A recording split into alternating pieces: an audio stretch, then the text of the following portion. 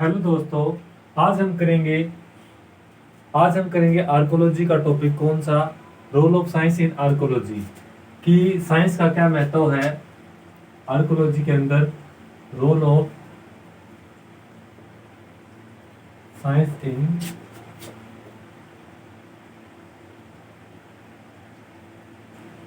Archaeology, क्या role है science का किसके अंदर, आर्कोलॉजी के अंदर, क्या महत्व है साइंस का। ये जो टॉपिक है वो आज हम कवर करने जा रहे हैं। ये टॉपिक है एमए का जो प्रिंसिपल ऑफ आर्कोलॉजी है उसकी शायद फर्स्ट यूनिट का टॉपिक है role of science in archaeology, जिसके बारे में हम आज विस्तार पूर्वक पढ़ेंगे। ठीक है भाई। साइंस का महत्व, इसको हम अलग अलग फंडामेंटल्स के इसके अलग अलग फंडामेंटल्स के बारे में पढ़ेंगे और इसको हम अलग अलग भागों में डिवीजन करते हैं साइंस को। पहले हम इसका इंट्रो पार्ट लिखते हैं, इंट्रो। ठीक है। इंट्रो में क्या क्या करेंगे? इंट्रो में करेंगे कि भाई साइंस है, साइंस का अपना एक अलग अहम योगदान रहा है किसके अंदर, पुरातत्व के अंदर। ये क्या है? पुरातत्व जो पुरातत्व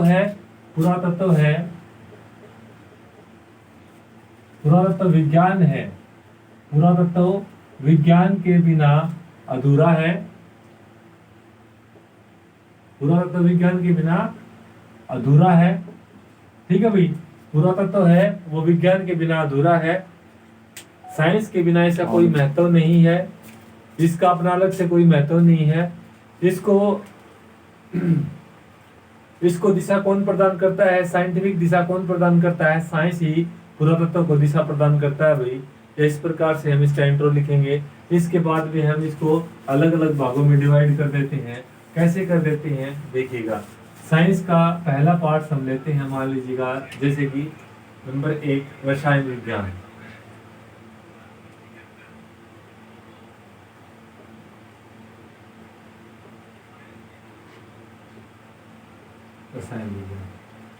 जो रसायन विज्ञान है, रसायन विज्ञान पुरातत्व के अंदर अपनी अहम भूमिका निभाती है। इसका एक अहम योगदान रहा है किसके अंदर, पुरातत्व के अंदर। रसायन विज्ञान के अंदर हम क्या क्या पढ़ते हैं भाई? रसायन विज्ञान के अंदर हम क्या करते हैं? कार्बन डेटिंग C14 निकालते हैं। C14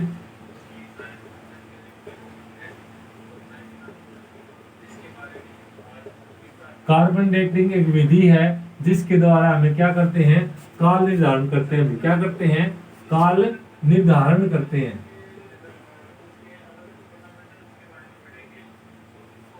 क्या करते हैं? इसके अंदर हम काल का निर्धारण करते हैं, समय का पता लगाते हैं। वो किसके हिसाब से लगाते हैं कि जैसे कि हम किसी साइट का जब एक्सप्लोरेशन करते हैं या साइट का एक्सप्लोरेशन करते हैं या कहीं साइट का एक्सकवेशन करते हैं, तो हम उसके हिसाब से वहां पर मिलने वाली क्या पोट्री या कोई पोट्री है या कोई पोट्री की सर्ड है या फिर पोट है या फिर वहां से मिलने वाले कोई मानव सम मतलब कि मानव का कोई अवशेष, अस्थि अवशेष मिला है हमें, उससे क्या लेते हैं हम? उससे हम कार्बन डेटिंग विधि के द्वारा ये पता लगाते हैं कि ये कितने वर्ष पुरानी है, इसका टाइम पीरियड क्या है। सबसे ज्यादा साइंटिफिक जो माना गया है काल निर्धारण पद्धति को, C14 को ही माना गया है। और वो किसके अंदर आती है? रसायन विज्ञान के अंदर आती है। अगर रसायन विज्ञान ना हो तो पुरातत्व के अंदर काल निर्धारण में बहुत ही ज्यादा समस्याएं आएंगी और इसको साइंटिफिक तरीके से स्टिक इसका जो कालक्रम है वो हम निर्धारण नहीं कर पाएंगे। ठीक है भाई। इसके साथ सेकंड जो पॉइंट आता है रसायन विज्ञान में, वो कौन सा आता है?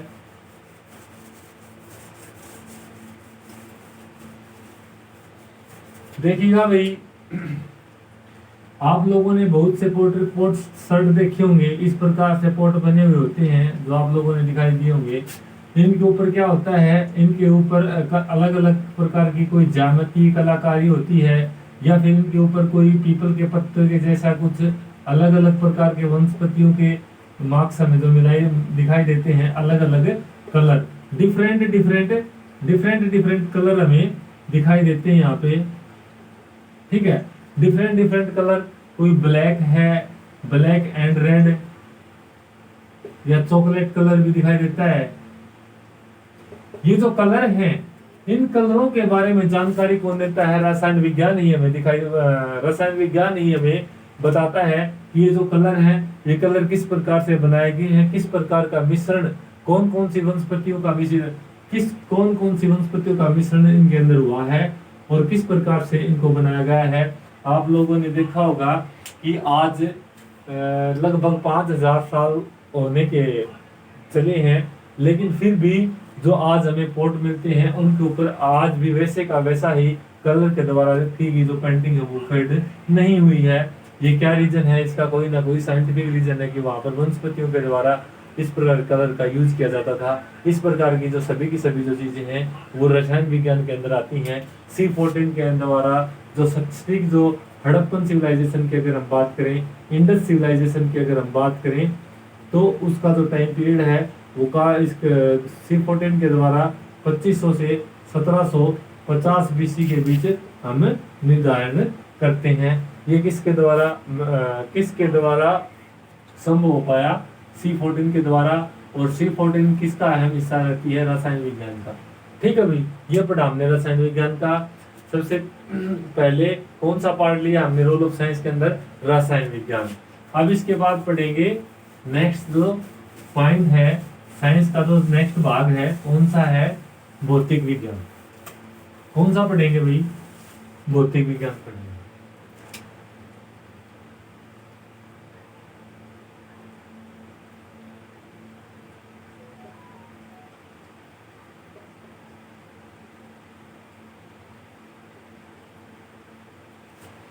रोल ऑफ साइंस के अंदर सेकंड पॉइंट आता है भौतिक विज्ञान। भौतिक विज्ञान का भी भाई अपना अहम योगदान है।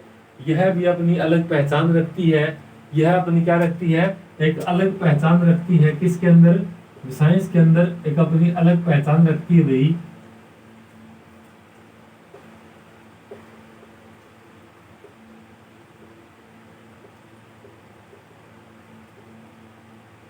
यह भी अलग पहचान रखती है अपनी भौतिक विज्ञान। इसके अंदर हम अलग अलग प्रकार से साइट के बारे में पता लगाते हैं। जिस प्रकार से देखिएगा, इस प्रकार से माउंट होता है भाई, आपको पता ही है। पुरातत्व के अंदर किसका अध्ययन किया जाता है? जो प्राचीन अवशेष होते हैं उनका अध्ययन किया जाता है। इस प्रकार से रेत के टीले या मिट्टी के बड़े बड़े माउंट हमें इस प्रकार से दिखाई देते हैं।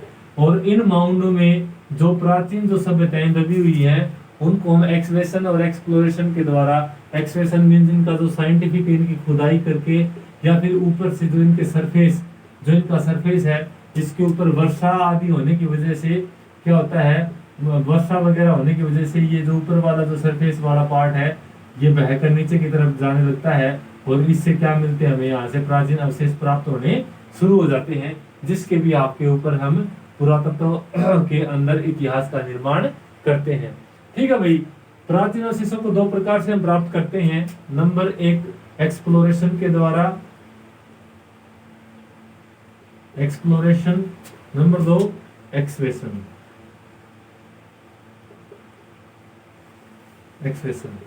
उत्खनन के द्वारा। ठीक है भाई, उत्खनन और एक्सप्लोरेशन दोनों के दोनों ही जो पॉइंट है वो इन माउंटों के ऊपर ही माउंटों के आसपास ही काम करते हैं।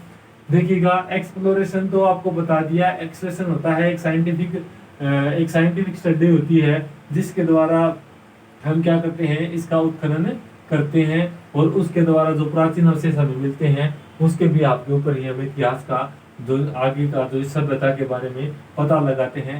जिस प्रकार से अगर एग्जाम्पल हम फिर से वही इंडस सिविलाइजेशन, अगर इंडस सिविलाइजेशन का लेते हैं, अगर इस सभ्यता का लेते हैं, तो इस सभ्यता के अंदर हम क्या देखेंगे कि जो भौतिकी विज्ञान है यह अपनी अलग पहचान रखती है। इसके बिना हमें पुरातत्व के अंदर जानकारी पाना बहुत ही असंभव हो जाएगा, क्योंकि सतर विन्यास क्या होता है अभी? सतर विन्यास क्या होता है? जिस प्रकार से ये माउंट है, ठीक है भाई, जिस प्रकार से ये माउंट ये यहाँ पर दिया गया है, अब यहाँ पर हम यहाँ इसकी खुदाई करना शुरू करते हैं। देखो, यहाँ से हम इसकी खुदाई करना शुरू करते हैं तो पहले आई एक लेयर, फिर सेकंड लेयर, फिर थर्ड लेयर, फिर फोर्थ लेयर, फिर फिफ्थ लेयर। मान लीजिएगा इस माउंट में फिफ्थ लेयर है, first, second, third, fourth, fifth, sixth. ये जो लेयर है ये किसके अंदर संभव हो पाई? भौतिक विज्ञान के अंदर संभव हो पाई, क्योंकि इसमें हमें ये अलग अलग से पता चलेगा कि जो फर्स्ट लेयर है इसके अंदर हमें कौन सा मटेरियल मिल रहा है, उसके भी यहाँ पे हम ये बताएंगे कि ये कौन सी सभ्यता से संबंधित है। सेकंड जो लेयर है इसके अंदर कौन सा मटेरियल मिल रहा है, यहाँ से मिलने वाला मटेरियल। फिर थर्ड है इसकी मिट्टी कैसी है, इसकी मिट्टी कैसी, यहाँ से मिलने वाले मर्द भांड कैसे हैं, जीवाश्म कैसी हैं। इस प्रकार से ये 6 के 6 जो कर्मों में डिवाइड, इसका जो डिवीजन कर रखा है, इस प्रकार से हम इसकी स्टडी करते हैं। जो लास्ट वाला जो डिवीजन होता है ये सबसे प्राचीन होता है, उसके बाद ये फिर फोर्थ, फिर थर्ड, फिर सेकंड और फिर फर्स्ट। इस प्रकार से इनका टाइम पीरियड होता है, सबसे प्राचीन, फिर उसके बाद, फिर उसके बाद, फिर उसके बाद, फिर उसके बाद और फिर उसके बाद। इस प्रकार से हम नीचे से ऊपर के क्रम में इसको टाइम पीरियड के हिसाब से लेकर चलते हैं। ये किसके द्वारा संभव हो पाया भाई? भौतिकी विज्ञान से ही संभव हो पाया है। इसके साथ साथ हमें ये भी पता चलता है भौतिकी विज्ञान में, ठीक है भाई, ये हो गया हमारा जो भौतिकी विज्ञान का जो टॉपिक था। भौतिकी विज्ञान का जो टॉपिक था ये हमारा क्लियर हो चुका है। अब हम नेक्स्ट चलेंगे। नेक्स्ट जो साइंस का जो पार्ट रहता है वो हमारा रहता है प्राणी विज्ञान। कौन सा विज्ञान भाई? प्राणी विज्ञान।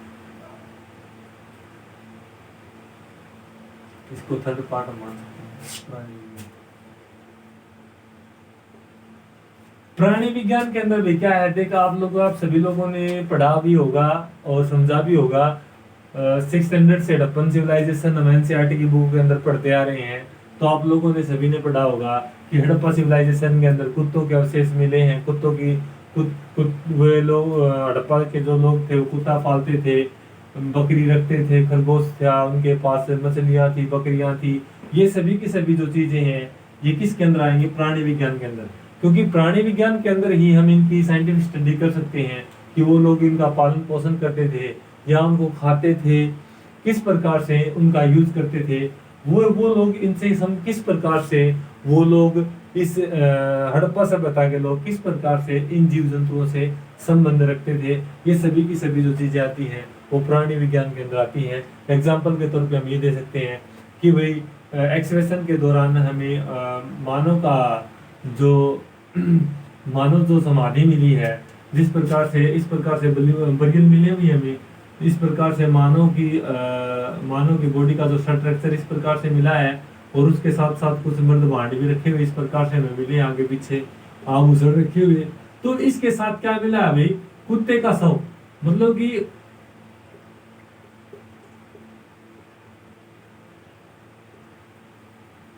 कुत्ते का सम या कुत्ते के अवशेष इस प्रकार से साथ में मिले हैं। तो हमें इसका यही अनुमान लगाते हैं कि जो कुत्ता था वो मानव का सबसे प्रिय रहा होगा, इसीलिए उसको मरने के बाद अपने मालिक के साथ दफनाया गया और उनका सबसे पहला पालतू जो पशु है या पालतू जो जीव जंतु है वो किसको माना गया है?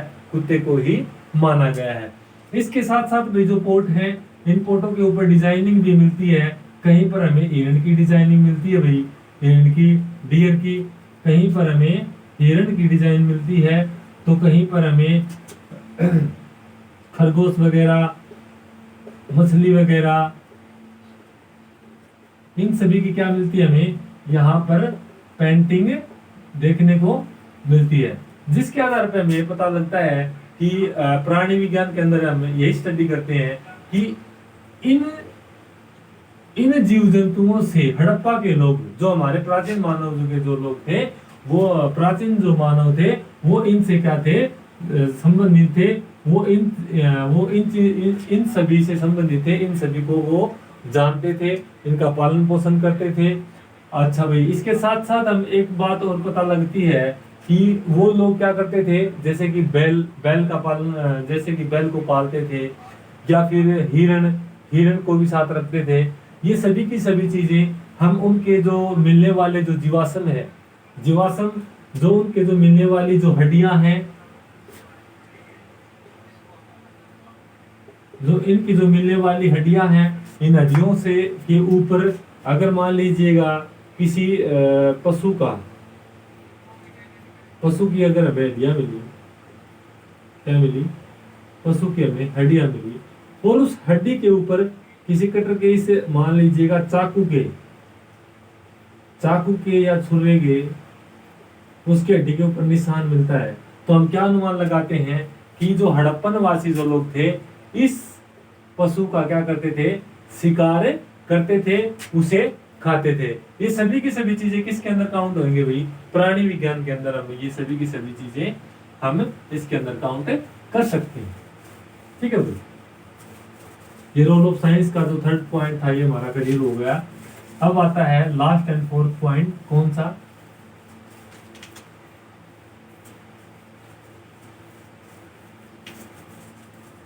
वनस्पति विज्ञान।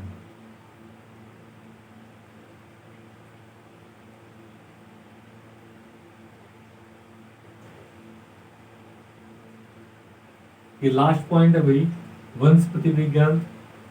देखिएगा स्टूडेंट्स, जितना करवाया जा रहा है अगर इसको आप अच्छे से ध्यान पूर्वक जैसा मैंने करवाया है वैसे का वैसा अगर एग्जाम में लिख कर आते हो तो इसके अंदर इसकी 100% गारंटी मैं ले सकता हूँ कि आपका एक भी मार्क्स नहीं कटेगा, क्योंकि बुक्स की लैंग्वेज सभी के सभी लिख कर आते हैं, लेकिन थोड़ा सा हट के अपना व्यू देना एक अपनी अलग ही पहचान होती है, और एग्जामिनर को उसके प्रति इफेक्टिव होता है, और इफेक्ट जो आंसर इफेक्टिव होता है उसी के अंदर ही मार्क्स मिलते हैं। क्योंकि आपकी एमए की क्लास है, और एमए की क्लास के अंदर ऐसा नहीं होता कि 10th 12th के जैसे आपने जो रटा और वैसे का वैसे लिखा गया। आप लोगों को सबसे पहली जो बात है वो क्या है कि आप लोग सबसे पहले इस टॉपिक को समझें कि मेरा कहने का मोटिव क्या है, मैं कहना क्या चाह रहा हूँ, उसके बाद आप लिखना शुरू करें। Next point is clear. देखिएगा वनस्पति विज्ञान क्या है भाई, वनस्पति विज्ञान रोल ऑफ साइंस का फोर्थ पार्ट है। इसके अंदर हम क्या करेंगे, इसके अंदर हम पढ़ेंगे वनस्पतियों के बारे में। नाम से ही जाहिर हो रहा है वनस्पतियों के बारे में कि जो हड़प्पा के जो लोग थे, जो इंडस सिविलाइजेशन के जो लोग थे, वो कौन कौन सी हड़प्पा सभ्यता एक ऐसी सभ्यता है जिसको हम बार बार एग्जाम्पल के तौर पर रख सकते हैं, कोई भी प्रॉब्लम नहीं है, इसको हम बार बार से इसके एग्जाम्पल के तौर पर रखते रहेंगे, बहुत ही बेटर रहेगा। हड़प्पा सभ्यता के अंदर हम देखेंगे कि अलग अलग प्रकार की वनस्पतियों के बारे में हमें जानकारी मिलती है। कहाँ से मिलती है भाई, बहुत सारे लंबे समय तक, पहली बात तो क्या होती है कि ज्यादा लंबे समय तक, मान लीजिएगा बीसी का मतलब होता है बिफोर क्राइस्ट, 1 ईस्वी से पहले, 1 एडी से पहले। आज कौन सा चल रहा है, आज 2022 चल रहा है भाई, तो 2022 में अगर हम पीछे वाले अगर 2500 साल जोड़ेंगे तो लगभग 4500 साल पहले की बात हम कर रहे हैं। तो 4500 साल तक किसी वनस्पति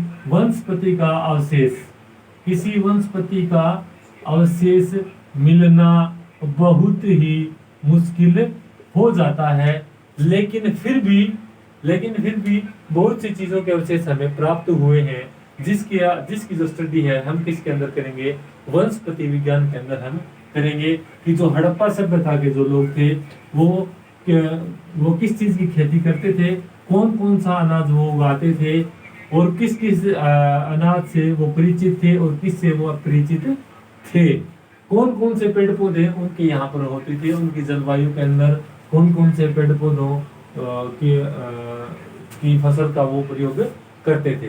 देखिएगा भाई, सबसे पहला प्रमाण तो हमें मिलते हैं, पोट ही मिलते हैं। पोट के अंदर क्या होता है, आप लोगों को फिर वही एग्जांपल कि यहाँ पर पीपल की पत्तियां वगैरह दिखाई गई है, इससे हमें क्या पता चलता है कि भाई ये जो लोग थे, पीपल की पत्तियों से पता चल गया कि ये वट वृक्ष पीपल का जो पेड़ है इससे परिचित थे, तभी इन्होंने पत्तियों का जो चित्रांकन किया है। क्योंकि मानव एक ऐसा प्राणी है जो चीज देखता है, जो अपनी लाइफ में जो चीज यूज करता है उसी का तो ही चित्रांकन करता है। अगर हम जिसको जानेंगे नहीं, पहचानेंगे नहीं, तो उसका चित्रांकन कैसे कर सकता है भाई। तो इसको हम आसानी से कह सकते हैं कि वो लोग पीपल से क्या थे, परिचित थे।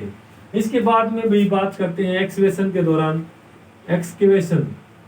एक्सवेशन के दौरान बहुत सी वनस्पतियों के अवशेष हमें प्राप्त होते हैं, जिसके आधार पे ये सब के सब किस में आएंगे, वनस्पति विज्ञान के अंदर आएंगे, जिसको हम काउंट करेंगे वनस्पति विज्ञान के अंदर। देखिएगा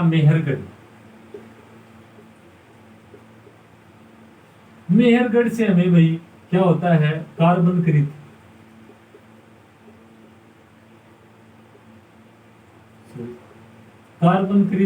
क्या मिले हैं भाई, चावल के दाने।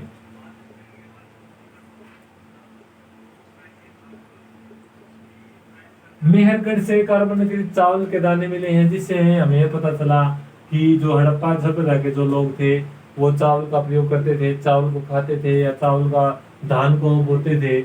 इसी प्रकार से हम और भी एग्जांपल ले सकते हैं वनस्पति विज्ञान के अंदर सभी पेड़ पौधों के बारे में, इनके बारे में सारी की सारी जो जानकारी आएगी वो वनस्पति विज्ञान के बारे में आएगी। इस प्रकार जो हमारा जो रोल ऑफ साइंस का जो टॉपिक था वो यहाँ पर कंप्लीट हो जाता है भाई। लास्ट में बचता है कंक्लूजन। कंक्लूजन में आप क्या डालोगे भाई, निष्कर्ष के अंदर क्या डालोगे,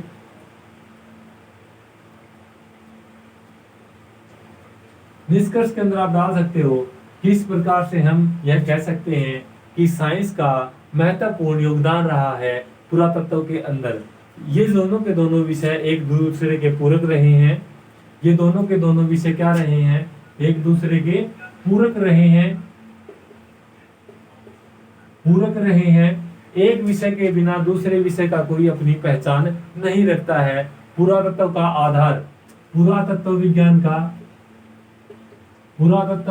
आधार ही क्या है,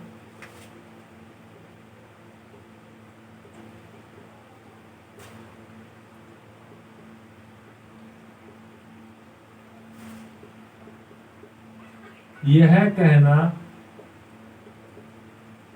कदापि अनुचित नहीं होगा,